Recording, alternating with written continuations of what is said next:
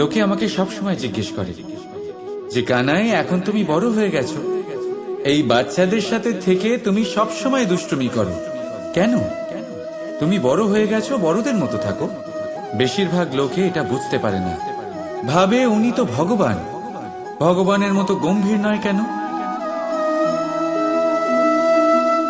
এবারে আমি কি করে বোঝাবো সবাইকে যে আমার ভগবান হওয়ার পিছনে যে সবচেয়ে বড় রহস্য, তা হলো এই বাচ্চারাই। আমার শক্তি কোথা থেকে আসে? সমস্ত সমস্যার সমাধান করার শক্তি এই বাচ্চাদের থেকেই তো আসে। জীবনে বাঁচার শক্তি, সংসারকে প্রেম শেখাবার শক্তি এই বাচ্চাদের থেকেই আসে। কারণ বাচ্চাদের থেকে বড় কোনো ভগবান হয় না। এবারে দেখুন না, পুরাণ আর বেদের কোনো জ্ঞান নেই ওদের, কিন্তু খুব ভালোভাবেই জানেন যে একজন উদাস ব্যক্তির মন কি করে ভোলানো যায়, কি করে তাকে আনন্দ দেওয়া যায়। আর এই এক বিশাল ব্যাপার। কোনো ন্যায়, কোনো নীতির জ্ঞান নেই ওদের, কোনো ভেদাভেদ করতে জানে না। কিন্তু এটা অবশ্যই জানে একজন একা অজানা ব্যক্তিকে নিজের দলের সদস্য কি করে বানাতে হয়, কি করে তাকে আপন করতে হয়। আর এক বড় ব্যাপার, এই বাচ্চাদের থেকে অনেক কিছু শেখার আছে। তাই আপনারাও নিজেদের জীবনে গম্ভীর হওয়ার চেষ্টা কখনোই করবেন না। আর যদি করেন তাহলে এই সংসার খুবই নীরস লাগবে আপনার। আপনিও বাচ্চাদের মতো নিষ্পাপ থাকুন আর নিজেকে আনন্দে রাখুন। লাভ আর ক্ষতির ঊর্ধ্বে গিয়ে সম্পর্ককে দেখুন। জ্ঞান অর্জন করার পরিবর্তে ভালোবেসে সম্পর্ক পালন করুন। আপনি নিজেই বুঝে যাবেন যে এই সংসার কতটা সুন্দর। রাধা রাধা। কথায় আছে, জীবনে সম্পর্ক নিয়ে কখনো অঙ্ক কষা উচিত নয়। এই কথা তো ঠিক। যদি এই সম্পর্কে লাভ, ক্ষতি, গুণ, ভাগ এসব চলে আসে, তাহলে সবকিছু শুধু ব্যবসা হয়ে যায়। এই পুরো খেলাটাই হয়ে যায় অঙ্কের। আর এই জীবন নিশ্চিত রূপে অঙ্ক কষা নয়। এই জীবনে আনন্দকে বাড়ানো, কষ্টকে কমানো গণিতের খেলা নয়, ব্যবহার আর প্রেমের খেলা। কখনো কারোর মাথায় হাত রেখে তাকে শুভেচ্ছা জানালে হয়তো সেটা রাধা রাধা। বিপদ, বিপদের কথা শুনলে আমরা সবাই সচেতন হয়ে যাই। এই সংসারে এরকম কোনো প্রাণী নেই যে বিপদে পড়েনি, যে বিপদে ঘিরে থাকেনি। এবার কেউ কেউ বিপদের মুখোমুখি হয়ে বিজয় লাভ করেছে, কেউ কেউ তা পারেনি। কিন্তু বেশিরভাগ লোকেই বিপদের এই সময় কেটে যাওয়ার পরে বিপদের বিষয়ে ভুলে যায়। আর এটাই তার সব থেকে বড় ভুল হয়। বিপদের সাথে জড়িত এই তিনটি কথা সব সময় মনে রাখবেন। প্রথম, যারা আপনাকে বিপদে আপনি মনে রাখেন, তাহলে বিপদ ভুলেও কখনো আপনার জীবনে আর আসবে না। রাধা রাধা। মানুষ জন্ম নেয়, আর জন্ম নিলেই তার জীবনযাত্রা শুরু হয়ে যায়। তারপর সে পরিশ্রম করে, লড়াই করে, আর সে তার ফল অবশ্যই পায়। সেই নিজের জীবনযাত্রা নিজেই সাজায়। তার জীবনে ভয় ততক্ষণ প্রবেশ করে না যতক্ষণ না সে জীবনে কিছু অর্জন করে। একবার সে কিছু পেয়ে গেলে তারপরে সেটা হারিয়ে যাওয়ার ভয় মনের মধ্যে জন্ম নেয়। তারপর সে ভাগ্য, জ্যোতিষ, ভবিষ্যৎ এইসব দেখতে ব্যস্ত হয়ে পড়ে। আমি আপনাকে একটা প্রশ্ন করছি, আপনি যখন এই সংসারে এসেছিলেন, কি নিয়ে এসেছিলেন যে আপনি হারাবেন? কিছুই না। আপনার বশে আপনার জীবনের সেই মুহূর্তই আছে যা আপনার হাতে আছে, অন্য কিছুই নয়। আপনার হাতে আছে আপনার কর্ম। যে জীবনে দুর্ভাগ্যে হতাশ হয় না, যে অসফলতার জন্য ভেঙে পড়ে না, সেই এই জীবনে বিজয়ী হয়। বলুন, যখন আপনার জীবনে কিছুই ছিল না, কি করেছিলেন? পরিশ্রম করেছিলেন, লড়াই করেছিলেন, আর সেই সব কিছু পেয়েছেন যা পেতে চেয়েছিলেন। তাহলে আজ সব পাওয়ার পর ভয় কিসের? সেই সব জিনিস কি আপনাকে পরিশ্রম করার থেকে আটকায়? না। সেই জন্য নিজের হাতের রেখায় কখনো নিজের পথ খুঁজবেন না, কারণ এই সংসারে যাদের হাতই নেই, তারাও নিশ্চিতভাবে তাদের নিজের পথ নিজেই বানিয়ে নেয়। তাহলে আপনার কি নিয়ে চিন্তা? রাধা রাধা। লোকে বলে মানুষ নিজের ভবিষ্যৎ জন্ম থেকেই লিখিয়ে আনে, অর্থাৎ এখানে এই কপালে। ভাগ্য দেবতা আমাদের সমস্ত উত্থান, সমস্ত পতনের হিসেব সবটা লিখে দেন। কিন্তু কপালে কেন, পায়ে নয় কেন? যদি পায়ে লেখা হয় তাহলে আমরা পড়তে পারবো, যদি কপালে লেখা হয় আমরা ছাড়া বাকি সবাই পড়তে পারবে। এবারে আমাদের কপাল এখানে তাই প্রতিফলিত হয় যা আমাদের মস্তিষ্কে আছে, আর মস্তিষ্কে থাকে আমাদের ভাবনা। তাই এই ভাবনার ধনাত্মক হওয়া অত্যন্ত জরুরি। এতে বিকাশের জন্য স্থান রাখুন, এতে সবাইকে একসাথে নিয়ে চলার ভাবনা রাখুন, আর বিশ্বাস করুন আপনার মস্তিষ্কের এই ভাবনা সাফল্য রূপে আপনার কপালে অবশ্যই লিখিত হবে, কারণ আপনার ভাবনাই সত্য হয়ে আপনার জীবনে আসে। রাধা রাধা। সংসারে প্রত্যেক মানুষের মনের গভীরে অনেক রকমের চিন্তা লুকিয়ে আছে। পিতামাতার চিন্তা, সন্তানের চিন্তা, স্ত্রীর চিন্তা, কাজের চিন্তা, ভবিষ্যতের চিন্তা, ইত্যাদি ইত্যাদি। মানুষের এই মন নানান চিন্তায় ভরা, কিন্তু আস্তে আস্তে এই চিন্তা চিতা হয়ে ব্যক্তিকে সমাপ্ত করে দেয়। আপনাদের একটা কথা মনে করিয়ে দিই, যে কথা আপনারা আগে থেকেই জানেন। কি অদ্ভুত ব্যাপার, তাই না? আপনি এই সংসারে আসার আগেও এই সংসার ছিল, আপনি যখন এই সংসার থেকে যাবেন তারপরেও এই সংসার থাকবে। অর্থাৎ আপনার আসার আগে এবং আপনার যাওয়ার পর যে সময়, সেটা আপনার হাতে নেই। তাহলে আপনার হাতে কি আছে? আপনার হাতে আছে সেই সময় যেটা আপনি এখন কাটাচ্ছেন, সেই সময় যখন আপনি আমার কথা শুনছেন আর পর্যবেক্ষণ মনকে একাগ্র করে তোলে। রাধা রাধা। আমরা মানুষ যাকে ভালোবাসি তার জন্য সব কিছু করতে পারি। যেমন ধরুন, মা আর বাবা নিজের সন্তানের জন্য কি না করেন। তারা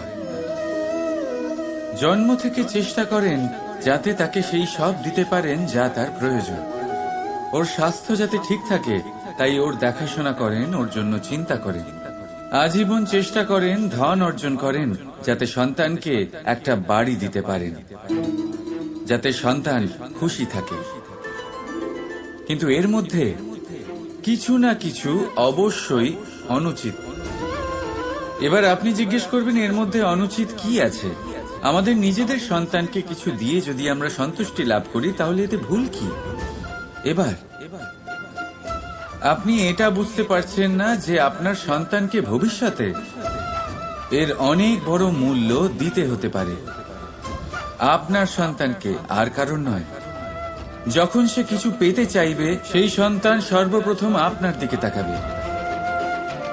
নিজে পরিশ্রম করে সেটা পাওয়ার চেষ্টা সে কখনোই করবে না।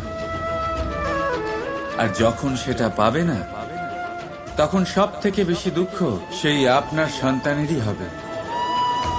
তাই যদি সন্তানকে কিছু দিতে হয় তাহলে বাড়ি নয়, শিক্ষা দিন। একটা ভালো চরিত্র নির্মাণ করার চেষ্টা করুন, কারণ একটা ভালো চরিত্রই এই সংসারে সফলতার চরম শিখরে পৌঁছতে পারে। রাধা রাধা। নির্মাণ করতে গেলে প্রথমে ভাঙনের জ্ঞান অত্যন্ত আবশ্যক। তার উদাহরণ আমি দেব এর দ্বারা।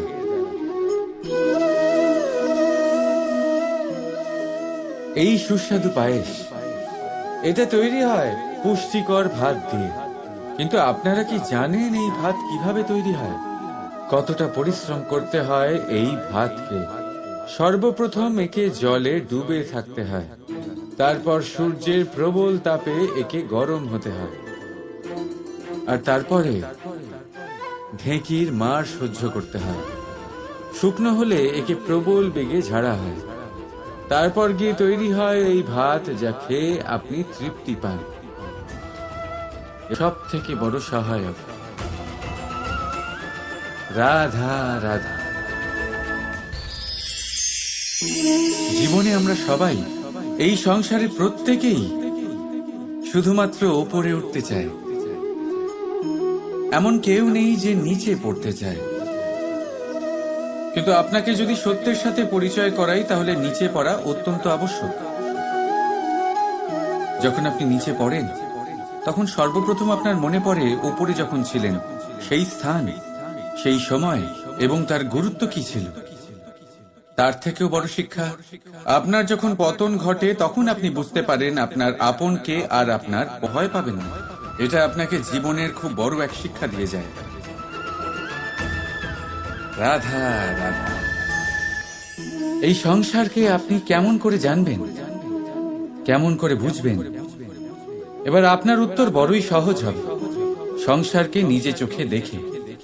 এটা অবশ্যই উচিত। এবারে দেখুন না, আমরা নিজে চোখে এই সংসারকে দেখি, একে চিনি, তারপরে আমরা বুঝতে পারি। কিন্তু আমরা এটা খেয়াল করতে পারি না যে সমস্ত সংসারকে দেখছে যে চোখ, তা কতটা ছোট হয়, তাই না? একা একজোড়া চোখ আমাদের সমস্ত সংসারকে দেখায়। তাহলে ভেবে দেখুন আপনার কাছে আর কি কি আছে। দুটি চোখ আছে, দুটি কান আছে, বলার ক্ষমতা আছে, যা দিয়ে আপনি শব্দ নির্মাণ করতে পারেন, শব্দ যা দিয়ে আপনি ব্রহ্ম বানাতে পারেন। দুই হাত আছে, যদি সে চায় তাহলে পাতাল খুঁড়ে সে জল নিয়ে আসতে পারে। দুটি পা আছে, যদি সে চায় তাহলে সংসারে যত বড়ই পর্বত হোক না কেন তাকে পার করতে পারে। একটা হৃদয় আছে, যে প্রেমের বন্ধনে সবাইকে বেঁধে রাখে। একটা মন আছে, যে প্রকাশের থেকেও বেশি তীব্র গতিতে চলে। এক মস্তিষ্ক আছে, যে যত বড়ই সমস্যা হোক না কেন সমাধান বের করে ফেলে। এবারে ভেবে দেখুন আপনার কাছে কি কি নেই। বোঝার চেষ্টা করুন আপনি কতটা ধনবান। এই সংসারে সেই ব্যক্তি সুখী নন যার কাছে ধন আছে। সুখী সেই যে ধনের সদ্ব্যবহার করে। ঠিক তেমনি আপনার ধন হলো আপনার এই শরীরের ক্ষমতা। এই শরীরের ক্ষমতাগুলিকে ব্যবহার করে ধনাত্মক দৃষ্টিভঙ্গিতে সবকিছু দেখুন। এই সংসারকে বুঝুন, নিজেকে বুঝুন। এই সুখ চাইলেও আপনার থেকে দূরে থাকতে পারবে না। রাধা রাধা। এই পেরেককে দেখতে পাচ্ছেন আপনি? এর আকার কতটা সুন্দর। আর এই আকারের কারণেই খুব সহজেই একে দেওয়ালে রোপণ করা যায়। কিন্তু যখন আপনি এই পেরেককে দেওয়াল থেকে বাইরে আনেন, আপনি দেখবেন ওখানে একটা চিহ্ন রয়ে যায়। ঠিক এমনই হলো আমাদের মুখ থেকে বের করা কড়া শব্দ। যখনই আমাদের মুখ থেকে এই কটাক্ষ বেরোয়, তখন তা কোনো ব্যক্তির মনকে আঘাত করে। আর তারপরে আপনি যতই তার কাছে ক্ষমা চান না কেন, কিন্তু তাও তার সেই ঘা পূরণ হয় না। আপনার বলা সেই কথা, সেই কঠোর চিহ্ন ওই ব্যক্তির মনের দেওয়ালে খোদাই হয়ে থাকে। সেই জন্য আমি সব সময় বলি, এই শব্দের শক্তিকে আপনারা বুঝুন, এর মাহাত্ম্যকে বুঝুন। এই শব্দ ব্রহ্ম। কারণ যেভাবে আপনাকে এই শব্দ বিজয়ী করে তোলে, সেইভাবেই এই শব্দ আপনার ব্যাকুলতার কারণে, আপনার বাচন ভঙ্গির কারণে, আপনার অতি উৎসাহের কারণে আপনাকে বিপরীত প্রহারও করতে পারে, যতই আপনার মন সুন্দর ও মধুর হোক না কেন। রাধা রাধা। আসুন আজকে আমরা কথা বলি ভাষার বিষয়ে। এই ভাষা কত অদ্ভুত এক শক্তি, কিন্তু কখনো কখনো আমরা এই তর্কে লিপ্ত হয়ে যাই যে কোন ভাষা সর্বশ্রেষ্ঠ। কখনো কখনো এই সমস্যায় আটকে পড়ি যখন সামনের জনের ভাষা ভিন্ন আর আমাদের ভিন্ন, না আমরা তার কথা বুঝতে পারি না সে আমাদের। আচ্ছা ঠিক আছে, কিন্তু কেউ আমাকে এটার মানে স্পষ্ট করে বোঝান। সূর্যমুখী, সূর্যের কিরণের কোন ভাষা সে বুঝতে পারে যে সূর্য ওঠার সাথে সাথে সেও ফুটে ওঠে? চকর, চকরের কাছে এমন কোন ইন্দ্রিয় আছে যে সে চাঁদের শীতলতা অনুভব করতে পারে? গরু এমন কোন সঙ্গীত শিখেছে?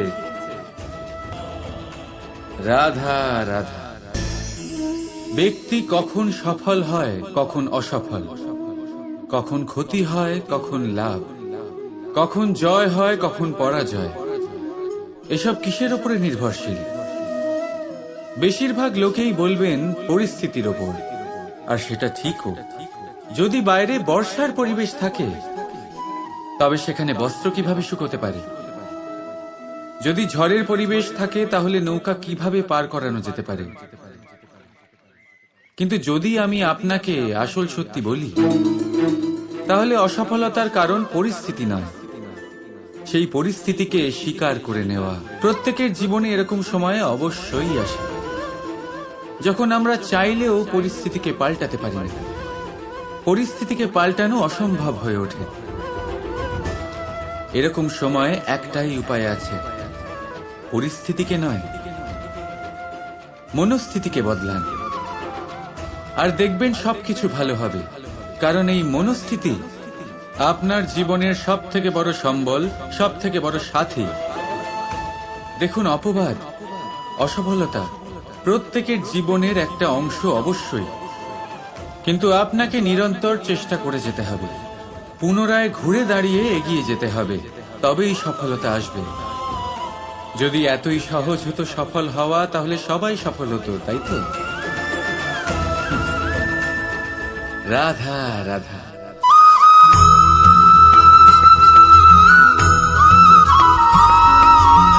পঞ্চতত্ত্বের মধ্যে দ্বিতীয় তত্ত্ব হল ধরণী, ভূমি, যাকে আমরা ধরণী মাতা বলি।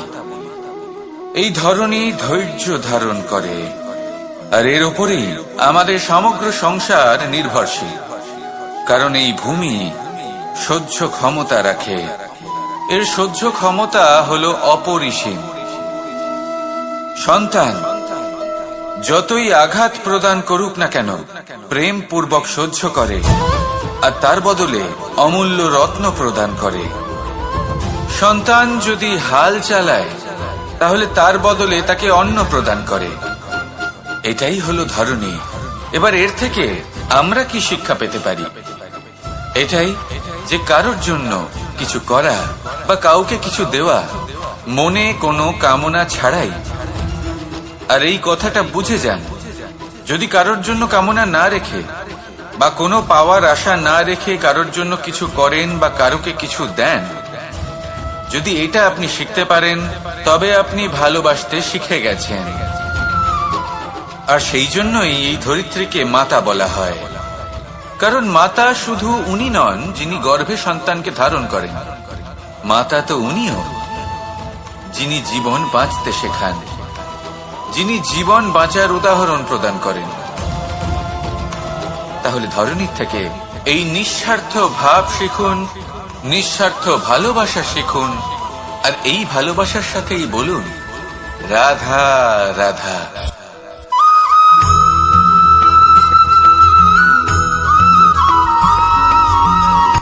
কথায় আছে, অন্ধকারে প্রদীপ প্রজ্বলিত করলে চতুর্দিক আলোকিত হয়।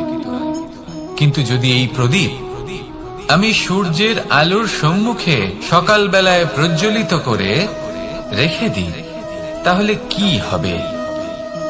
আপনি বলবেন যে এটা করে তো কোনো লাভই হলো না। সূর্যের প্রকাশের সামনে এই প্রদীপ আসলে কিছুই নয়। এবার এই চিন্তা ভাবনা প্রত্যেক দিন করতে হবে, আর একটা অমূল্য শিক্ষা পেতে হবে। মনে করুন যে আপনি মহাপুরুষের সামনে বসে আছেন, কোনো মহাজ্ঞানীর সামনে, তাহলে সেই ব্যক্তির সামনে নিজের জ্ঞানের প্রদীপ প্রজ্বলিত করবেন না, নীরব থাকুন আর সেই ব্যক্তির সূর্যের প্রকাশের মতো জ্ঞান প্রাপ্ত করুন। যতটা পারবেন জ্ঞান লাভ করুন। যদি এমন কোনো সময় এমন কোনো স্থানে আপনি আছেন যেখানে চতুর্দিক অন্ধকার, কারোর কাছেই জ্ঞান নেই, সেখানে নিজের জ্ঞানের প্রদীপ প্রজ্বলিত করুন। এমন করলে দুদিক থেকেই আপনার লাভ হবে। আপনার জ্ঞান প্রাপ্তিও হবে আর জ্ঞানের সঠিক প্রয়োগও করতে পারবেন। আর এই মন প্রসন্ন হয়ে বলবে, রাধা রাধা।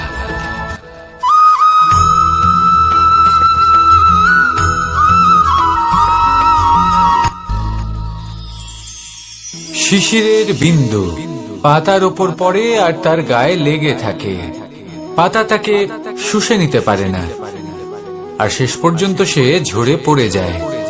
অন্যদিকে রয়েছে মেঘ এবং চাতক। এদের মধ্যে অনেক দূরত্ব থাকে। মেঘ থাকে আকাশে আর চাতক থাকে ধরিত্রীতে। কিন্তু যখন এই মেঘ থেকে বৃষ্টি ঝরে পড়ে, এই চাতক কিন্তু সেই জলই পান করে, নয়তো সে তৃষ্ণার্ত থেকে যায়। এবার অন্যদিকে দেখলাম শিশির বিন্দু আর পাতার এই সম্পর্ক। এরা খুব কাছাকাছি থাকে, ঘনিষ্ঠও থাকে। অন্যদিকে রয়েছে মেঘ এবং চাতকের সম্পর্ক, যাদের মধ্যে অনেক দূরত্ব থাকা সত্ত্বেও তারা খুব ঘনিষ্ঠ, তাই না? এই সারমর্ম খুব সরল। এই নৈকট্য, এই দূরত্ব, তা আপনার সম্পর্কে প্রভাব কিছুতেই ফেলতে পারে না। এই নৈকট্য, এই দূরত্ব, এসব হলো শুধুমাত্র মনের ব্যাপার। কখনো আপনি অনুভব করেছেন আপনি কারোর থেকে অনেক অনেক দূরে আছেন, অনেক দূরে আছেন, তাও সেই ব্যক্তির প্রতি আপনি টান অনুভব করেন। সেখানে আপনি কারোর সাথে প্রত্যেক দিন অতিবাহিত করেন, সমস্ত জীবন অতিবাহিত করেন, সব থেকে বেশি সময় তার সাথে অতিবাহিত করেন, তাও তার প্রতি সেই টান অনুভব করেন না। এই সংকেত হলো মনের দূরত্বের। তাহলে মনের এই দূরত্ব দূর করুন আর আমার সাথে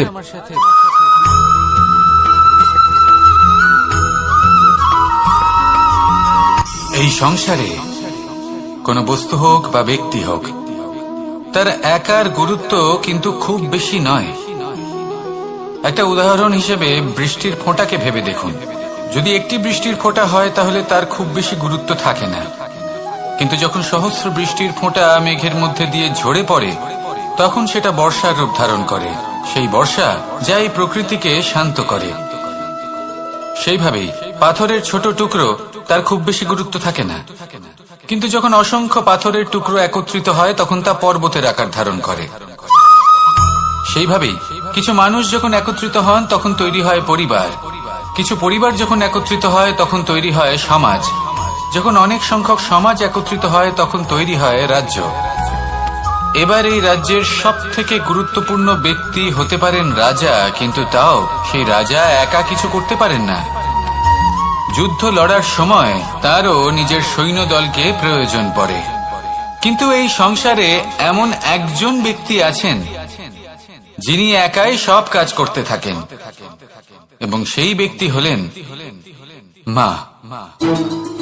আমাদের জীবনে একজন পিতার ভূমিকা কিন্তু নিঃসন্দেহে অমূল্য, কিন্তু আমাদের সকলের জীবনে যে ভূমিকা একজন মায়ের তা অন্য কারোর থাকে না।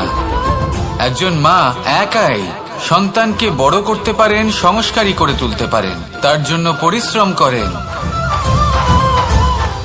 আর এত কিছু কাজ করার পরেও তার কাজের জন্য তিনি প্রশংসা অবশ্য পান না। উল্টে যদি সেই সন্তান অনুচিত পথে চালিত হয়, অনুচিত কর্ম করে, তখন সেই মাকেই অপবাদের পাত্র হয়ে উঠতে হয়। আমাদের জীবনে মায়ের যোগদান কতটা সেটা বুঝুন। আপনাকে বড় করে তোলার জন্য উনি কতটা পরিশ্রম করেছেন সেটা বুঝুন।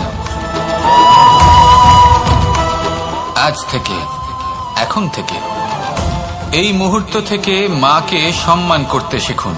যখন সময় পাবেন, যখন সুযোগ হবে, তখন তার প্রশংসা করুন, ওনারও ভালো লাগবে। আর মায়ের এই মমতার জন্য, তার এই ভূমিকার জন্য আসুন সবাই মিলে আমরা তাকে প্রণাম করি।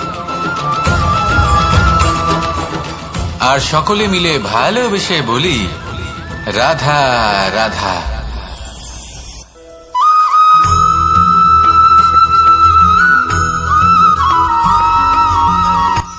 এই সংসারে সাফল্য লাভ করার জন্য জ্ঞানের প্রয়োজন হয়, পরিশ্রমের প্রয়োজন হয়, দৃঢ় নিষ্ঠার প্রয়োজন হয়, নিরন্তর চেষ্টা করা প্রয়োজনীয়। কিন্তু আরো কিছু আছে যা অত্যন্ত প্রয়োজনীয় এবং গুরুত্বপূর্ণ। তা হলো ভালো বন্ধু। তাদের থাকা অত্যন্ত প্রয়োজনীয়। যদি ভালো বন্ধু থাকে তাহলে সময় এলে তারা ঢাল হয়ে আপনাকে সুরক্ষা করবেন। সময় এলে অস্ত্রের মতো শত্রুকে সংহারও করবেন। যদি তিনি জ্ঞানী হন, তাদের মধ্যে সদ্গুণ থাকে, তাহলে এই সব গুণ আপনার মধ্যেও প্রবেশ করবে। তাহলে সাফল্যের জন্য ভালো বন্ধু পাওয়া অত্যন্ত প্রয়োজনীয়।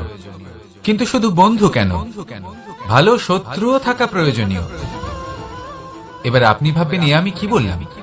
যদি আপনার জীবনেও ভালো অর্থাৎ শক্তিশালী শত্রু থাকে, তাহলে আপনিও শক্তিশালী হতে থাকবেন। এই শত্রু আপনাকে প্রেরিত করবে আরো বেশি শক্তিশালী হয়ে ওঠার। কখনো কোনো হরিণকে দেখুন, তীব্র গতিতে দৌড়তে থাকে। কেন তীব্র গতিতে দৌড়য়? এই কারণে নয় যে কোথাও তার জন্য মধুর ঘাস অপেক্ষা করে রয়েছে, না। সে এই কারণে তীব্র গতিতে দৌড়য় কারণ সেটা না করলে তার পেছনে একটি সিংহ আছে যে ওকে নিজের ভোজন করে ফেলবে। তাই জীবনে বিপদ, সংকট, এই সবকিছুও হলো অত্যন্ত গুরুত্বপূর্ণ। তার সম্মুখীন হতে শিখুন আর আমার সাথে ভালোবেসে বলুন, রাধা রাধা।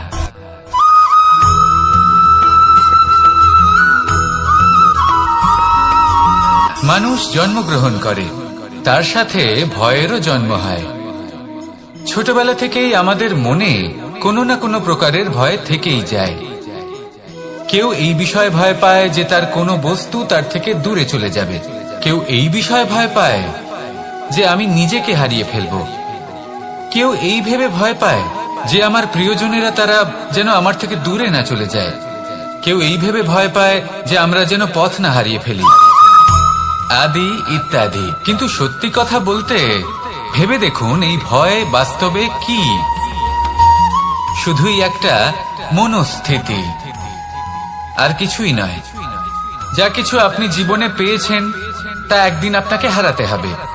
এই জীবন হলো আপনারই, কিন্তু তাও একদিন সমাপ্ত হবে। তাই ভয় পেয়ে কি লাভ? এই ভয় শুধু আপনাকে জীবন যাপন করা থেকে বাধা দিচ্ছে, আর কিচ্ছু নয়। পথ হারিয়ে ফেললেই বুঝতে পারবেন যে নতুন পথ কিভাবে বানাতে হয়। কিছু মানুষকে জীবন থেকে হারালে তবেই আপনি বুঝবেন যে আপনার আপনজনকে। এই ভয়ের কারণে ভীত হয়ে থাকবেন না। এই তারা নক্ষত্র অন্ধকারের অভাবে গুরুত্ব হারায়। শিবকেও মহাদেব হওয়ার জন্য বিষ পান করতে হয়েছিল। প্রত্যেক পরিস্থিতি, প্রত্যেক সাফল্য আপনার পরীক্ষা নেবে। তাতে উত্তীর্ণ হওয়া হলো আপনার কর্ম। যখনই আপনি ভয় পাবেন বা সংকটের সম্মুখীন হবেন, তখন সাহসের সাথে তার সম্মুখীন হন। মনে রাখবেন, যে সম্মুখীন হতে জানে, সাফল্য তার সাথে সবসময় থাকে। আসুন আর আমার সাথে ভালোবেসে বলুন, রাধা রাধা।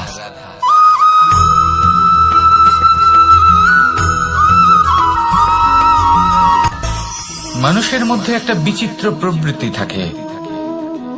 অন্য সকলের বিষয়ে, তাদের জীবনের বিষয়ে, তাদের ব্যক্তিত্বের বিষয়ে, তাদের ভবিষ্যতের বিষয়ে অনুমান করা। এটা হলো অনুচিত। কারোর অতীতকালকে দেখে লোকে ভবিষ্যৎ বলে দিতে পারেন।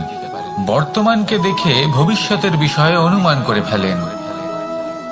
উদাহরণ দিতে হলে বলবো, কোনো দাসকে দেখুন, ওকে দেখে লোকে বলে যে ওর ভবিষ্যৎ সেটাই হতে পারে, অনুমান করে ফেলেন। আর এই রাজাকে দেখুন, উনি তো কত সুখী হবেন, উনি তো জগতের সব থেকে অধিক সুখী মানুষ, কত সুখ সুবিধা আছে ওনার কাছে, ধারণা করে ফেলেন। তবে সত্য তো এটাই যে কারোর ব্যক্তিত্বের বিষয়ে, তাদের ভবিষ্যতের বিষয়ে আপনি পূর্ণ সত্য কখনোই বলতে পারবেন না, শুধু অনুমান করতে পারবেন। আর এই অনুমান করে সত্যি কোনো লাভ হয় না, কারণ এই কাল সেটা হলো অত্যন্ত শক্তিশালী। কালো থেকে কালোতর কয়লাকেও হিরেতে পরিণত করতে পারে। অনেক বড় বড় রাজাকেও বিদূষক বানিয়ে ফেলতে পারে এক মুহূর্তেই। তাহলে আপনি অনুমান করে কি লাভ? কি পেলেন অনুমান করে? সেই জন্য কারোর বিষয়ে কোনো অনুমান করবেন না, তার ভবিষ্যতের বিষয়ে অনুমান করতে যাবেন না, কারোর বিষয়ে কোনো ধারণা করে নেবেন না। কিছু করতে হলে ভালোবাসুন, সবার মধ্যে ভালোবাসা ছড়ান, সবার মধ্যে ধন্যাত্মক ভাব ছড়ান। এই মন প্রসন্ন হয়ে বলবে রাধা রাধা।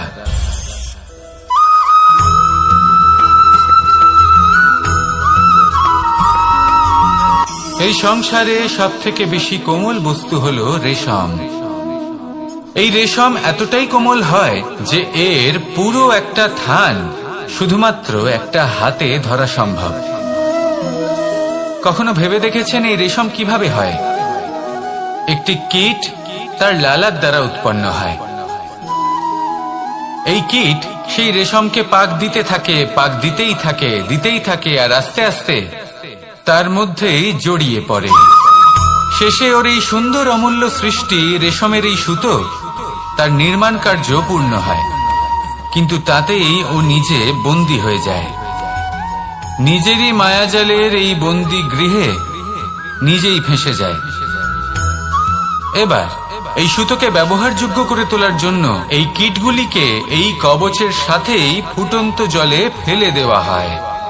এই সংসারে যদি আমাদের স্বপ্ন এই সংসারের দুঃখ হরণ করার জন্য, এই সংসারে সুখ বিতরণ করার জন্য হয়, তবেই আমাদের প্রগতি সম্ভব। যদি আমাদের এই স্বপ্ন শুধুই আমাদের এবং আমাদের স্বার্থ সিদ্ধির জন্য হয়, তাহলে এই স্বপ্ন আমাদের অন্ধ করে দেবে, আমাদের অন্ধকারের পথে নিয়ে যাবে, আর আমরাও সেই কীটের মতো হয়ে যাব। নিজেদেরই মায়াজালে আমরা নিজেই ফেঁসে যাব, আর শেষে আমরা যদি কিছু লাভ করি তা হবে একাকিত্ব, অন্ধকারময় মৃত্যু। তাই স্বপ্ন অবশ্যই দেখুন, কিন্তু এমন ভাবে স্বপ্ন দেখবেন না যে তার এই বন্দিগৃহে আপনি নিজেই ফেঁসে গেলেন। স্বপ্ন দেখুন পরোপকারে।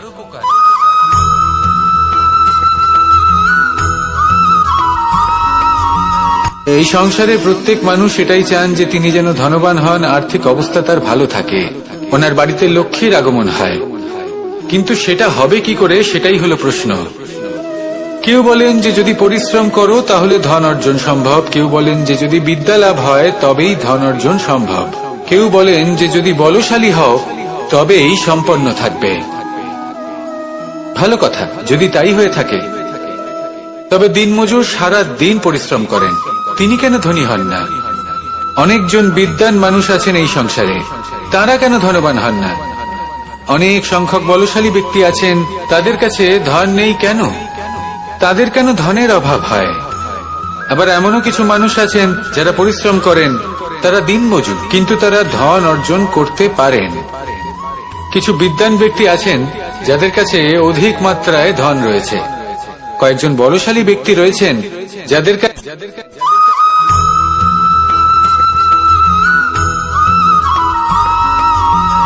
পিতা আর পুত্রের সম্পর্ক অত্যন্ত মধুর হয়ে থাকে। পিতা স্বপ্ন দেখেন, তাকে পূর্ণ করার সকল সম্ভাব্য চেষ্টা করেন, কিন্তু তাও অনেক সময় ওনার স্বপ্ন অপূর্ণ থেকে যায়। তখন পিতা ভাবেন যে স্বপ্ন উনি পূর্ণ করতে পারেননি, ওনার সন্তান তা অবশ্যই পূরণ করবে। যে স্থানে উনি কখনো পৌঁছতে পারেননি, সেই স্থানে ওনার পুত্র অবশ্যই পৌঁছবে। পিতা নিজের সন্তানের ভবিষ্যৎ নিয়ে সেই স্বপ্ন দেখেন, আর যখন সেই সন্তান সামনে এগোতে থাকে তখন তার দুঃখ হয় না, বরং গর্ব হয়। ওনার ভালো লাগে এটা দেখে যে ওনার সন্তান অনেক উন্নতি করছে। কিন্তু যখন সন্তান নিজের অভিভাবকের শক্তি দেখে, তার যশ দেখে হিংসা করতে থাকে, সমস্যা সেইখানেই শুরু হয়। সেই জন্য সকল সন্তানকে এটা মনে রাখতে হবে, দেখুন, পুত্র হবার সুবাদে, এক সন্তান হবার সুবাদে এটা হলো আপনার অধিকার যে আপনি আপনার পিতার থেকে বেশি উন্নতি করবেন। আপনার পিতাও এটাই চান, কিন্তু সুস্থভাবে এটা করুন। একটা রেখা টেনে নিন যাতে আপনি তাতে এগোতে পারেন আর আপনার পিতার তাতে গর্ববোধ হয়, আর সেই বিষয়ে দুঃখ না হয় যে আমার সন্তান আমাকেই ছোট করার চেষ্টা করছে। ইতিহাস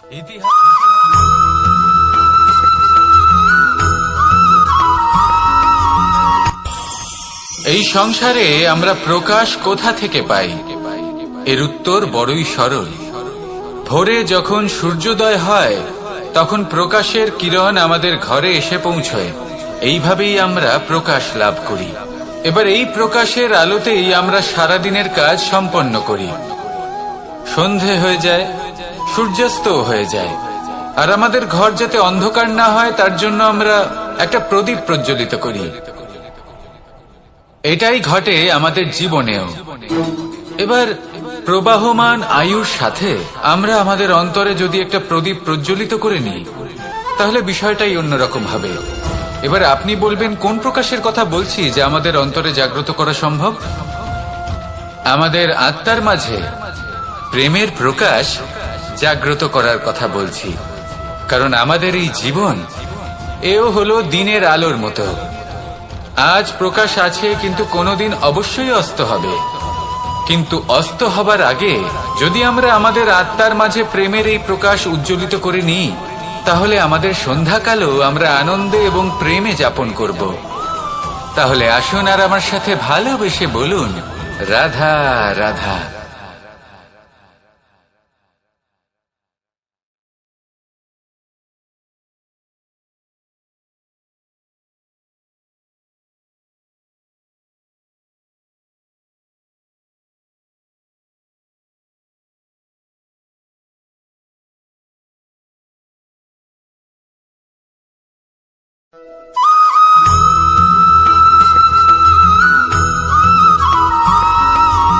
আমাদের শরীর প্রকৃতির সর্বশ্রেষ্ঠ রচনা। যে অঙ্গ প্রত্যঙ্গ আমরা লাভ করেছি প্রত্যেকটির মধ্যে একটি নিজস্ব বার্তা রয়েছে। একটু ভেবে দেখুন, দুটি চোখ দিয়েছে দেখার জন্য, দুটি কান দিয়েছে শোনার জন্য, নাসিকাও আছে দুটি, দুটি হাত দিয়েছে দ্বিগুণ পরিশ্রম করার জন্য। কিন্তু জীব শুধুমাত্র একটি। তার উপরেও তীক্ষ্ণ বলিষ্ঠ দাঁত দিয়েছে তার রক্ষার জন্য। কখনো ভেবে দেখেছেন কেন?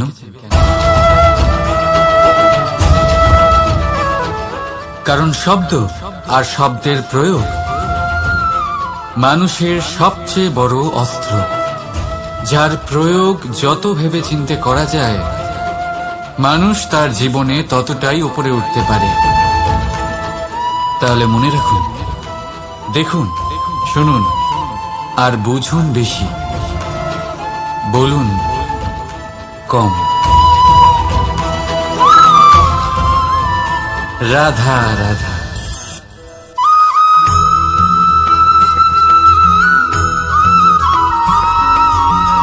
যখন আমরা কোনো বনে প্রবেশ করি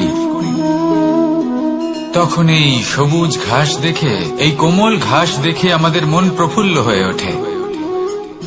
ভিন্ন ভিন্ন প্রজাতির ফুল, ভিন্ন ভিন্ন রঙের ফুল দেখে এই মন আনন্দে ভরে ওঠে। এখানে শিশুরা আনন্দ লাভ করে, বড়রা ভোজন গ্রহণ করেন, কথাবার্তা বলেন, হাঁটাহাঁটি করে বেড়ান।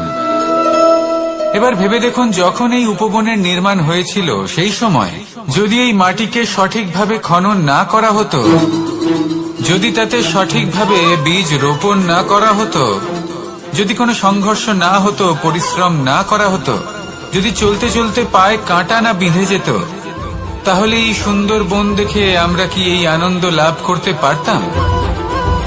কখনোই নয়। ধরুন কোনো নদীর তটে সুন্দর একটি বন আছে, সেই বনের আনন্দ লাভ করতে গেলে আপনাকে সেই নদী পার করতেই হবে। যদি সুখের নদীর কাছে পৌঁছতে চান তাহলে তটে যে কাঁটা রয়েছে সেগুলোর সাথে সংঘর্ষ করতেই হবে। এই সংসারে যদি আপনি সুখ লাভ করতে চান তাহলে সুখ লাভের এই যাত্রা শুরু করতে হবে সংঘর্ষ দ্বারা। তাহলে সংঘর্ষকে স্বাগত জানান, এর পেছনেই সুখ রয়েছে যা আপনার জন্য অপেক্ষা করছে। এবার হাসুন আর আমার সাথে ভালোবেসে বলুন, রাধা।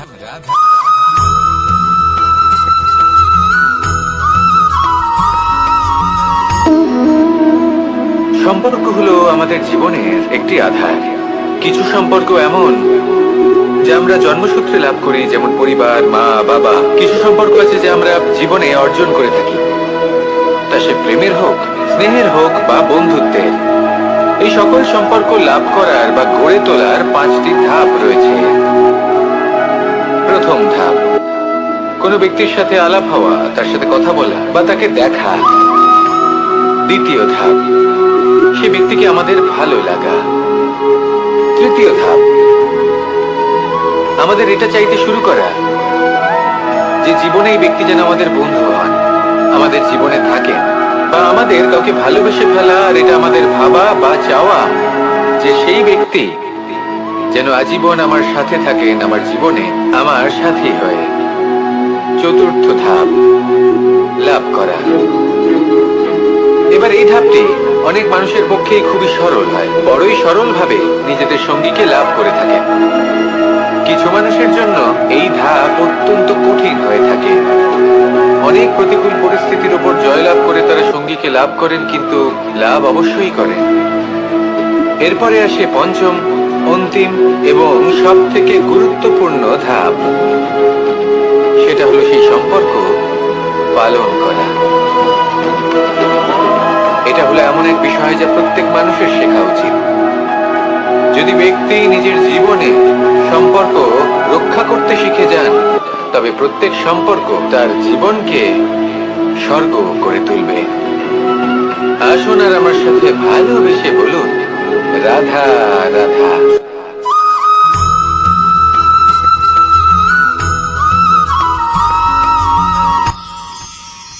মানুষ তার জীবনে দুই ধরনের পরিস্থিতিকে খুব ভয় পায়। এক, কোনো কারণবশত কারোর সামনে নত হওয়া।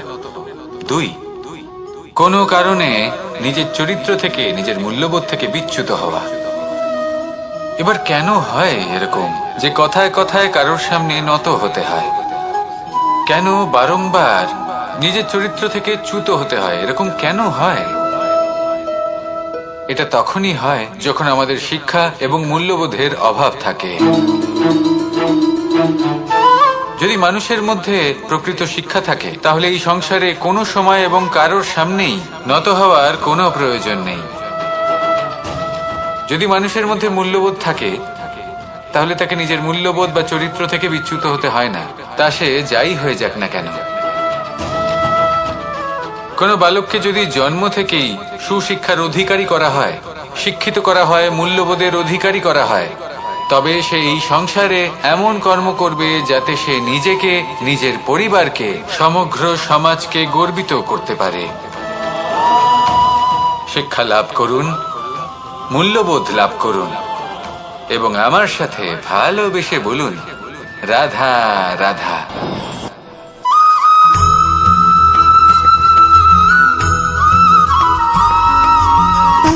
সুখ, দুঃখ এবং শক্তি, এই তিন হলো এই সংসারের ত্রিদেবের মতো।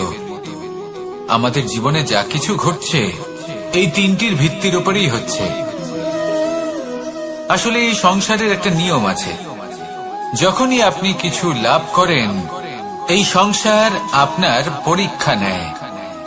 এটা জানার জন্য আপনার পরীক্ষা নেয় যে আপনি যা কিছুই লাভ করেছেন, আপনি কি আদৌ সেটার যোগ্য কিনা। ঠিক সেইভাবেই এই সুখ, দুঃখ এবং শক্তি আপনার পরীক্ষা নিয়ে থাকে। যখন সুখ আসে, তখন সে আপনার পরীক্ষা নেয় যে আপনার মধ্যে অহংবোধ জাগ্রত হয়নি তো। যদি অহংবোধ চলে আসে, তাহলে সুখ সেখানেই সঙ্গ ত্যাগ করে।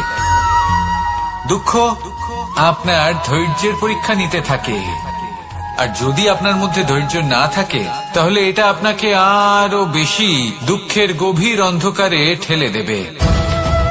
সেখানে শক্তি পরীক্ষা নেয় আপনার বিনম্রতার। যদি আপনি বিনম্র না হন, তাহলে হয় এই শক্তি আপনার সঙ্গ ত্যাগ করবে, নয় এই শক্তি বিনম্রতার অভাবে আপনার পতনের কারণ হতে পারে। এই সংসারে যে কোনো ব্যক্তি যিনি এই পরীক্ষায় উত্তীর্ণ হয়ে থাকেন, এই জীবনে তিনি সাফল্য লাভ করেন। আসুন আমার সাথে ভালোবেসে বলুন, রাধা রাধা।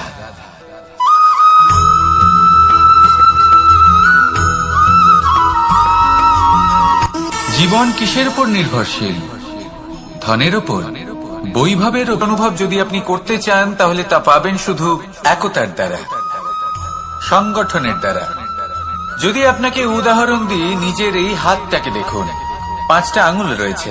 কোনো একটা বস্তুকে নিজের একটা আঙুল দ্বারা তুলে ধরার চেষ্টা করে দেখুন, বড়ই কষ্ট হবে।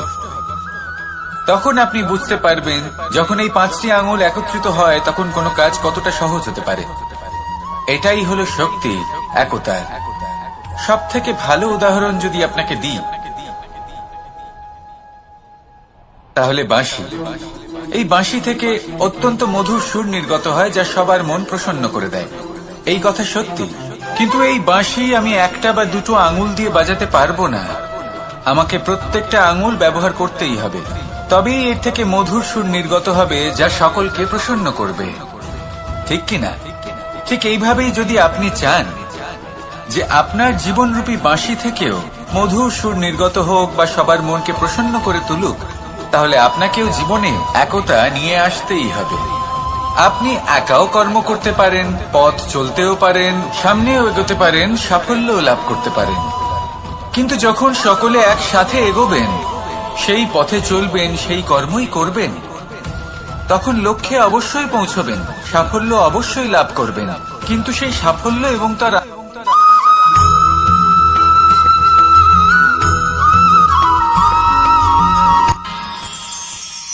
আমরা সবাই সূর্যকে সম্মান কেন করি? কারণ আমরা জানি যে সন্ধেবেলা যখন সূর্যাস্ত হবে তখন শুধুমাত্র অন্ধকার বাকি থাকবে। ঠিক কিছুটা এরকমই হয় আমাদের মাতা পিতাও, যিনি আমাদের জন্ম দেন, আমাদের ভরণ পোষণ করেন, আমাদের বড় করেন, আমাদের প্রেম প্রদান করেন। কখনো কখনো তাদের মুখ থেকে কটু কথা নিঃসৃত হয়, আমাদের দুঃখ হয়, কিন্তু তখন আমাদের এটা বোঝা উচিত এগুলি নিঃসৃত হচ্ছে আমাদেরই মঙ্গলের জন্য। যেমন সূর্যদেব, উনিও উত্তাপ দিয়ে থাকেন আমাদেরই মঙ্গলের জন্য, যাতে ফসল পাকতে পারে, যাতে জল বাষ্প হয়ে মেঘ হতে পারে, বৃষ্টি হতে পারে, আর এই সংসারে নিরন্তর জলের প্রবাহ থাকে। আমাদের মাতা পিতা, তাদের কঠোর আচরণ, তাদের কঠোর অনুশাসনের পেছনে লুকিয়ে থাকে ওনাদের ভালোবাসা। আমাদের তা বুঝতে হবে, সসম্মানে ওনাদের গ্রহণ করতে হবে। কারণ ঠিক সূর্যাস্তের পরে যেমন চতুর্দিক অন্ধকারচ্ছন্ন হয়ে যায়, তেমনি আমাদের জীবন থেকে যখন আমাদের মাতা পিতা চলে যায় তখন আমাদের জীবনেও শুধু এবং শুধুমাত্র অন্ধকারই ছেয়ে থাকে। সেই জন্য নিজের মাতা পিতাকে সম্মান করুন, ওনাদের ভালোবাসা প্রদান করুন। এই মন আর এই জীবন প্রসন্ন হয়ে বলবে, রাধা রাধা।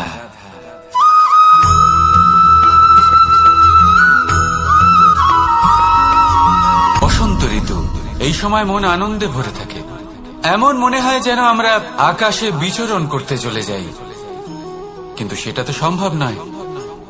সেই জন্য হয়তো আমরা ঘুড়ি ওড়াই, এই ঘুড়িকে নিজেদের প্রতিরূপ মনে করে। এবার অনেক মানুষ আছেন যারা ঘুড়ি ওড়ান, কিন্তু এই কর্মের সারমর্ম কি সেটা কজন বুঝতে পারেন? আপনি এটা মনে করুন যে আপনি হলেন সেই ঘুড়ি, আর এই সুতো যিনি ধরে রয়েছেন তিনি হলেন পরমাত্মা। আর এই সুতো যেখান থেকে শুরু হয় সেই লাটাই হলো আমাদের কর্মচক্র। এবার আপনি নিজেই অনুমান করুন যে এই উড়ান কার ওপর নির্ভরশীল? পরমাত্মার ওপর আর আপনার কর্মের ওপর।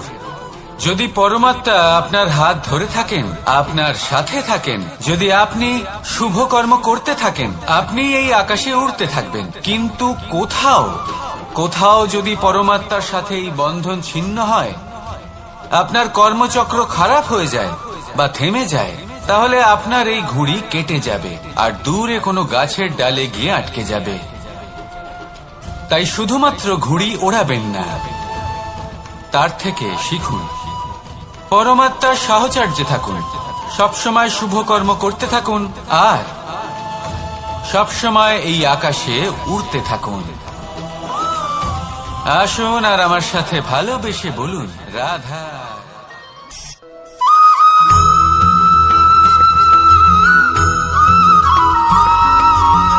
এবার অনেক সময় মানুষের মনে এরকম প্রশ্ন আসে যে এই সংসারে সবথেকে বড় বিপদ কি? কেউ বলে ধর্ম সংকট, আবার কেউ বলে প্রাণের উপর আসা সংকট। প্রত্যেক মানুষের জীবনে বিভিন্ন সংকট আসে, আর এই সমস্ত সংকট অত্যন্ত বিচিত্র হতে পারে। এই সমস্ত সংসার হলো সংকট দ্বারা পরিপূর্ণ। ঠিক আছে, আপনাকে একটা উদাহরণ দিই। একজন ধনী ব্যক্তি, এবার ওনার জীবনে সংকট কি হতে পারে? সংকট এটাই যে কেউ তার সম্পত্তি চুরি না করে নেয়, আমরা বুঝতে পারছি। এবার একজন চোর, তার জীবনে সংকট কি হতে পারে? যে চুরি করার সময় সে যদি তার একটা কাশি চাপতে না পারে, তাহলে সে ধরা পড়ে যেতে পারে, ঠিক কিনা? আবার অনেক সময় এমনও হয় যে যার জন্য আমি সংকট, সেও আমার কাছে সংকট। যেমন এই পরিস্থিতিতে দেখুন, সংকট হলো সংকট, এ তো জীবনে থাকবে, কিন্তু এর সম্মুখীন কিভাবে হওয়া যায়? খুব সরল। সব এটার উপর নির্ভর করে, মনের উপর। এই মনকে নিয়ন্ত্রণ করলে সব ঠিক থাকবে। এবার যদি ধনী ব্যক্তি মনকে নিয়ন্ত্রণ করে ফেলেন, নিজের অর্থের ব্যবহার শুভ কাজের জন্য, সমাজের সেবার জন্য বিকাশ করতে করেন, ওই অর্থকে একত্রিত করে না রাখেন, তাহলে চুরির সমস্যা, এই সংকট সেখানেই কেটে যাবে। এবার যদি কথা বলি সেই চোরের, তাহলে চোর যদি নিজের মনকে সংযত করে নেয়, যদি নিজের কর্মকে নিয়ন্ত্রণ করতে পারে, তাহলে এমন কোনো স্বর নেই যা ওকে ধরা পড়তে বাধ্য করবে। সেই জন্য জীবনে সংকট যতই আসুক, যত বড়ই সংকট আসুক না কেন, কবচ হলো একটাই, আর এই কবচের নাম হলো আত্মনিয়ন্ত্রণ। নিজের মনকে নিয়ন্ত্রণে রাখতে শিখুন। এটা নিজের জীবনে প্রয়োগ করে তো দেখুন। যদি আপনি করতে পারেন, তবে আপনি দেখবেন যে সংকট তো জীবনে আসা যাওয়া করে, কিন্তু সেই সংকটগুলির সম্মুখীন আপনি এইভাবে করতে পারবেন। তাহলে সেটাই করুন, আর আমার সাথে ভালোবেসে বলুন রাধা রাধা।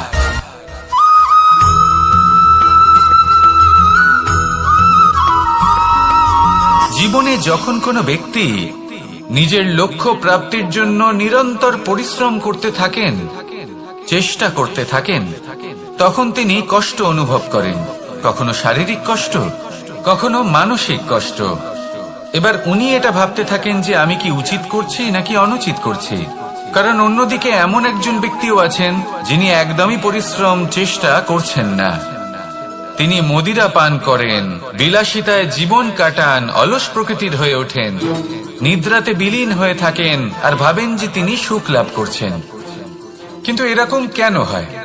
কারণ যখন আমরা সৎ পথে থাকি, উচিত পথে চলি, লক্ষ্য প্রাপ্ত করার জন্য চেষ্টা করতে থাকি, তখন আমাদের ভেতরে থাকা নেতিবাচক শক্তি এবং পাপ এই দেহকে ত্যাগ করে দেয়। আর এই অনুভূতিটাই আমাদের দুঃখের অনুভূতি দেয়, কষ্ট দেয়। এবার সেখানে যদি আমরা কুপথে চলি, অনুচিত পথে চলতে থাকি, তাহলে আমাদের ভেতরে থাকা পুণ্য এবং ধনাত্মক শক্তি আমাদের দেহ ত্যাগ করে দেয়। আর এই অনুভূতির কারণেই আমরা সুখ অনুভব করি। কিন্তু কখনো ভাববেন যে এই সুখ বেশি সময় পর্যন্ত থাকে না। সেই জন্য সবসময় মনে রাখবেন, যদি আপনি জানেন যে এটাই আপনার লক্ষ্য, এটাই উচিত পথ, শুভ পথ, তাতে নিরন্তরভাবে এগিয়ে যেতে চেষ্টা করতে থাকুন। এই কষ্ট আপনাকে সুখের পরাকাষ্ঠায় কখন পৌঁছে দেবে তা আপনি জানতেই পারবেন না। আসুন আমার সাথে ভালোবেসে বলুন রাধা রাধা।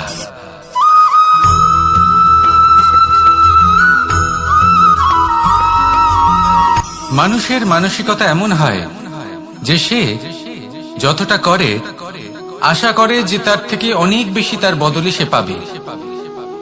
দেখুন, সবকিছুই আপনার ভাবনা চিন্তার উপর নির্ভর করছে। আপনি যদি ফলের বিষয়ে ভেবে কর্ম করতে থাকেন তাহলে সেটা অনুচিত। জীবনের আসল আনন্দ হলো নিজের কর্ম করতে থাকা, ফলের চিন্তা করা উচিত নয়। যদি আপনি এরকম ভাবেন যে আমি এতটা করছি, আমার এতটা পাওয়া উচিত, সেই ভাবনা অনুচিত। যদি আপনি সেবার মানসিকতা নিয়ে কর্ম করতে থাকেন, কর্মচক্রে প্রবাহিত হন, যদি আপনি এমন ভাবনা রাখেন যে আমি এতটা পাচ্ছি তাই এর থেকে অনেক বেশি আমি কর্ম করব, তাহলে নিশ্চিত রূপে আপনি যতটা করছেন তার থেকে অনেক বেশি আপনি পাবেন। আপনার আশার থেকে অনেক বেশি আপনি পাবেন। শুধু জীবনে অনেক বেশি কাজ করতে থাকুন, ফলের চিন্তা করবেন না। আর মনে রাখবেন, এই ভাবনাই সব থেকে বড় বীজ। কর্মের উপর বিশ্বাস রাখুন। জীবনে যা যা আপনি চান সবই সুখময় হবে। আসুন আর আমার সাথে ভালোবেসে বলুন, রাধা রাধা।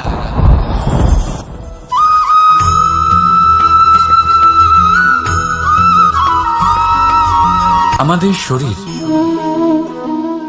প্রকৃতির সর্বশ্রেষ্ঠ রচনা। যে অঙ্গ প্রত্যঙ্গ আমরা লাভ করেছি প্রত্যেকটির মধ্যে একটি নিজস্ব বার্তা রয়েছে। একটু ভেবে দেখুন, দুটি চোখ দিয়েছে দেখার জন্য, দুটি কান দিয়েছে শোনার জন্য, নাসিকাও আছে দুটি, দুটি হাত দিয়েছে দ্বিগুণ পরিশ্রম করার জন্য। কিন্তু জীব শুধুমাত্র একটি। তার উপরেও তীক্ষ্ণ বলিষ্ঠ দাঁত দিয়েছে তার রক্ষার জন্য। কখনো ভেবে দেখেছেন কেন?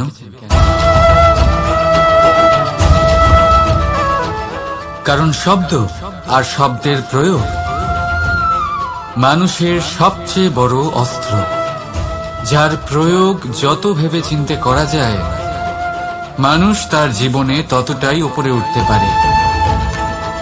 তাহলে মনে রাখুন, দেখুন, শুনুন আর বুঝুন বেশি, বলুন কম।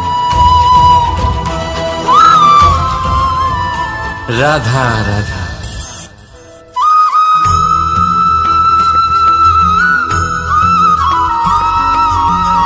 এই সংসারে কোন বস্তু হোক বা ব্যক্তি হোক, তার একার গুরুত্ব কিন্তু খুব বেশি নয়।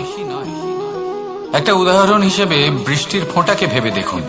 যদি একটি বৃষ্টির ফোঁটা হয় তাহলে তার খুব বেশি গুরুত্ব থাকে না, কিন্তু যখন সহস্র বৃষ্টির ফোঁটা মেঘের মধ্যে দিয়ে ঝরে পড়ে তখন সেটা বর্ষার রূপ ধারণ করে।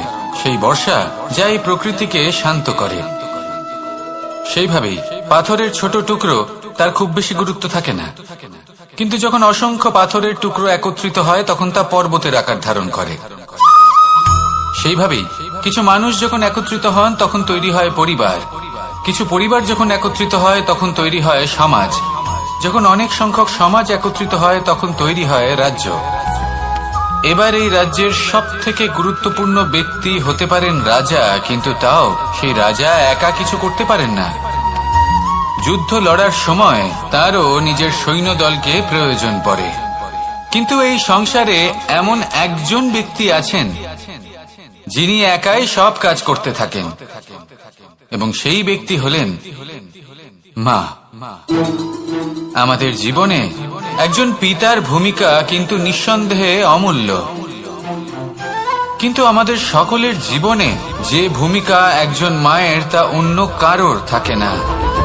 একজন মা একাই সন্তানকে বড় করতে পারেন, সংস্কারী করে তুলতে পারেন, তার জন্য পরিশ্রম করেন। আর এত কিছু কাজ করার পরেও তার কাজের জন্য তিনি প্রশংসা অবশ্য পান না। উল্টে যদি সেই সন্তান অনুচিত পথে চালিত হয়, অনুচিত কর্ম করে, তখন সেই মাকেই অপবাদের পাত্র হয়ে উঠতে হয়। আমাদের জীবনে মায়ের যোগদান কতটা সেটা বুঝুন। আপনাকে বড় করে তোলার জন্য উনি কতটা পরিশ্রম করেছেন সেটা বুঝুন। আজ থেকে, এখন থেকে, এই মুহূর্ত থেকে মাকে সম্মান করতে শিখুন। যখন সময় পাবেন, যখন সুযোগ হবে তখন তার প্রশংসা করুন। ওনারও ভালো লাগবে। আর মায়ের এই মমতার জন্য, তার এই ভূমিকার জন্য আসুন সবাই মিলে আমরা তাকে প্রণাম করি, আর সকলে মিলে ভালোবেসে বলি রাধা রাধা।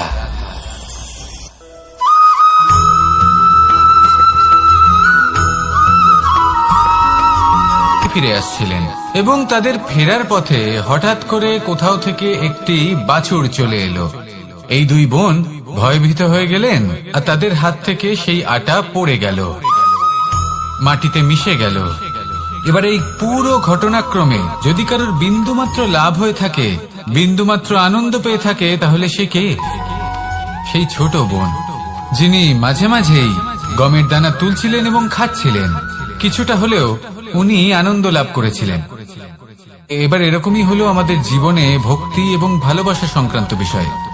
মানুষ নিজের জীবনের দৈনিক কাজে এতটাই ব্যস্ত হয়ে পড়েন, প্রত্যেকদিন শুধু কাজ কাজ কাজ কাজ করতে থাকেন, আর তাতে ভক্তি এবং ভালোবাসার জন্য সময় বার করতেই পারেন না। দেখুন, জীবনে ভক্তি আর প্রেমের এই যে ছোট ছোট মুহূর্ত আছে, এগুলো যদি আপনি যাপন করতে পারেন তাহলে তাতেই আপনি তৃপ্তি লাভ করবেন।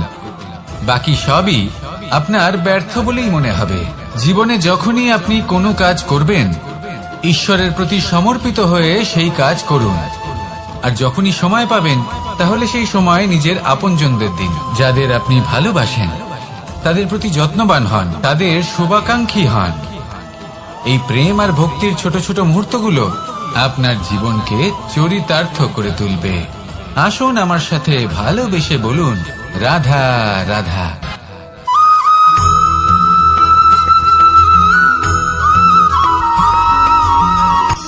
শক্তি, শক্তি অর্জন করা এতটা কঠিন নয় যতটা শক্তি লাভ করার পরে সেই শক্তি সামলানো কঠিন হয়। কারণ যেই মানুষ শক্তি লাভ করে তার মনে গর্ববোধ জন্মায়, জন্মায় অহংকার, জন্মায় জেদ। তাই শক্তি প্রাপ্ত করার সাথে বিনম্র থাকাও অত্যন্ত আবশ্যক। আর এটা আমাদের শেখা উচিত বৃক্ষের থেকে। বৃক্ষ যা আমাদের ফল দেয়, বৃক্ষ যা যত ফল দেয় ততটাই ঝুঁকে যায়। আমরা পাথর মারি ওই বৃক্ষের থেকে ফল প্রাপ্ত করার জন্য। সেই পাথরের মার সহ্য করেও বৃক্ষ আমাদের ফল দেয়। কোনো গর্ববোধ নেই, কোনো অহংকার বোধ নেই। আর সেই জন্য এই বৃক্ষের পুজো করা হয়। এটাই হলো মাহাত্ম্য শক্তির সাথে বিনম্রতা। যদি এই শক্তি সৃজন করে থাকে, সাহায্য করে থাকে, সম্বল হয়ে থাকে, তবেই সেই শক্তি উপযুক্ত। আর নয়তো সেই শক্তি একদিন আপনাকে আসক্ত অবশ্যই করবে। তাহলে শক্তি অবশ্যই অর্জন করুন, কিন্তু তার সাথে সেই শক্তি সামলানোর মতো বিবেকও আপনাকে অবশ্যই জাগ্রত করতে হবে। তাহলে আসুন আমার সাথে ভালোবেসে বলুন রাধা রাধা।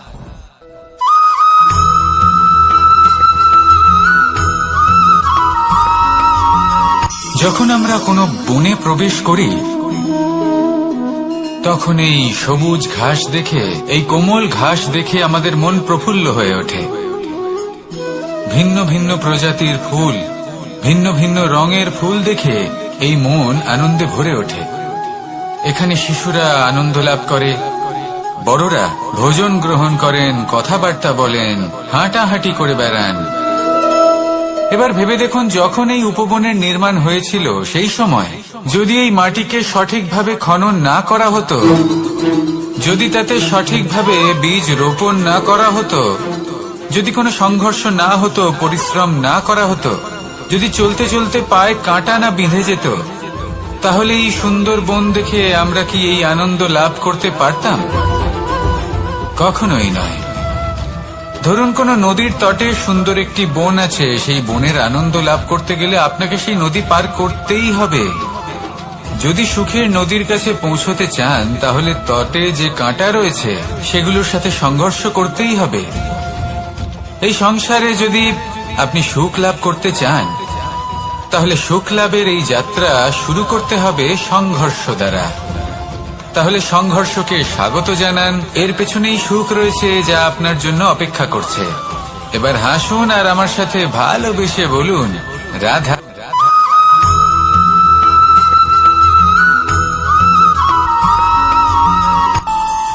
আমাদের মনে যখন কোনো প্রশ্ন ওঠে, কোনো দ্বন্দ্ব জাগে, তখন আমরা যাই আমাদের গুরুর কাছে, আমাদের আরাধ্যের কাছে গিয়ে জিজ্ঞেস করি।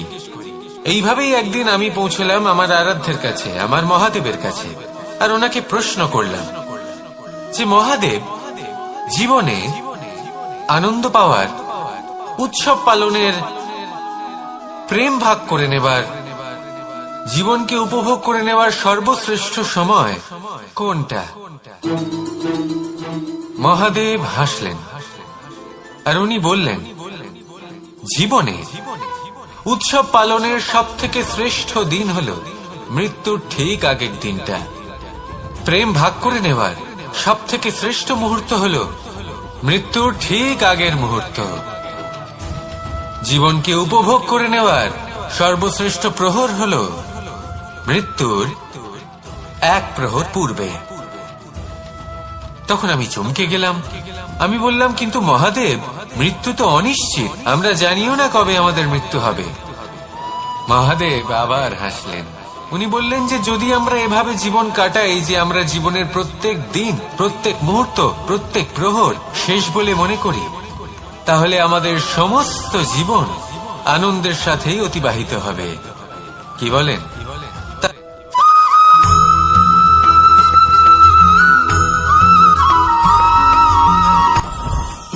জীবনে কিছু শেখা অত্যন্ত গুরুত্বপূর্ণ। এবার কি কি শিখতে হবে সেই সব শেখানোর জন্য অনেক শিক্ষক রয়েছেন, কিন্তু কি শিখবেন না আর কি করবেন না, এটা আমাদের নিজের অভিজ্ঞতা দিয়ে শিখতে হয়। কিন্তু তার মানে এটা নয় যে যদি আপনাকে শিখতে হয় যে আগুনের তাপ কতটা, আপনাকে আগুনের মধ্যে হাত দিতে হবে। না, অন্য কারোর অভিজ্ঞতা দ্বারাও শিখতে পারেন। প্রশ্ন শুধুমাত্র একটাই যে আপনি কি শিখতে চান নাকি চান না। যদি আপনি এটাই ভাবেন যে আমি শুধুই নিজের অভিজ্ঞতা দ্বারাই শিখতে চাই, তাহলে জীবনকাল ছোট মনে হবে, অনেক কিছুই শিখতে পারবেন না। তাই নিজের সাথে সাথে বড়দের অভিজ্ঞতা দ্বারাও শেখা শুরু করে দিন। এই সংসারের অভিজ্ঞতা দ্বারা শিখতে শুরু করে দিন। আর এটা নিশ্চিত রূপে শেখা আবশ্যক যে কখন কি করবেন না, কোথায় থামতে হবে আর কোথায় থামবেন না। তাহলে আসুন আর আমার সাথে ভালোবেসে বলুন, রাধা রাধা।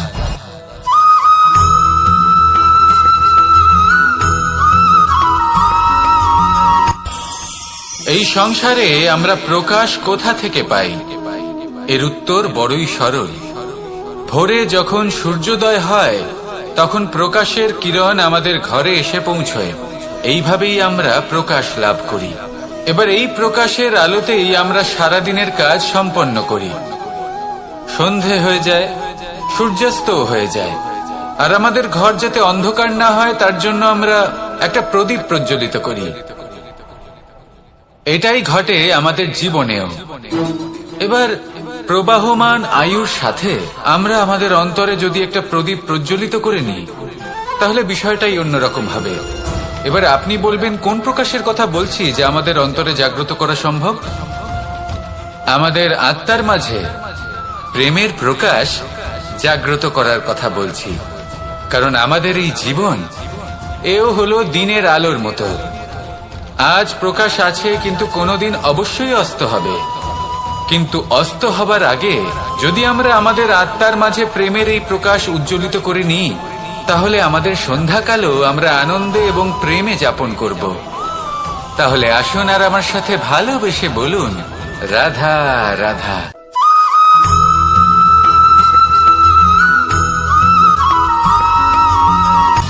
সময়, জীবন, কাল। দেখতে গেলে এই তিনটি শব্দ একটি শব্দেরই সমার্থক শব্দ মনে হয়, কিন্তু এই শব্দগুলির অর্থ কি সমান? কখনোই নয়। হ্যাঁ, এই সময় চলতে থাকে, জীবন চলতে থাকে, কালচক্র চলতে থাকে, এই সময় কেটে যায়, কিন্তু এই জীবন একে যাপন করতে হয়। কি বলেন? এই জীবনে কিছু করুন বা কিছু না করুন, জীবন এমনি কেটে যাবে, আপনি জানতেও পারবেন না। কিন্তু সেটা আমাদের উদ্দেশ্য নয়, একে যাপন করতে হবে। এই জীবনে প্রেরণা পেতে শিখুন, প্রেরণা দিতে শিখুন, আহ্বান গ্রহণ করতে শিখুন, আহ্বান জানাতে শিখুন, মহান কাজ করতে শিখুন, ধন্যাত্মক বোধ জাগিয়ে তুলুন। জীবন অতিবাহিত করার অর্থ কি তা আপনি শিখে যাবেন। কারণ সময় কেটে যায়, সমস্ত যুগ কেটে যায়, কিন্তু জীবনের রীতি জীবন কাটিয়ে দেওয়া নয়, জীবন যাপন করা। এই জীবন সম্পূর্ণরূপে অনুভব করতে হবে, নতুন পথ বানাতে হবে। এবারে যদি এই জীবন বাঁচার সময় একবার ভেবে দেখুন, যদি মনে প্রেম থাকে, সদ্ভাবনা থাকে, তাহলে কি হবে? এই জীবনকে বাঁচার অনুভূতিটাই অন্যরকম হয়ে যাবে, একটা আনন্দময় অনুভূতি লাভ করবেন। তাহলে এটাই করুন আর আমার সাথে ভালোবেসে বলুন, রাধা রাধা।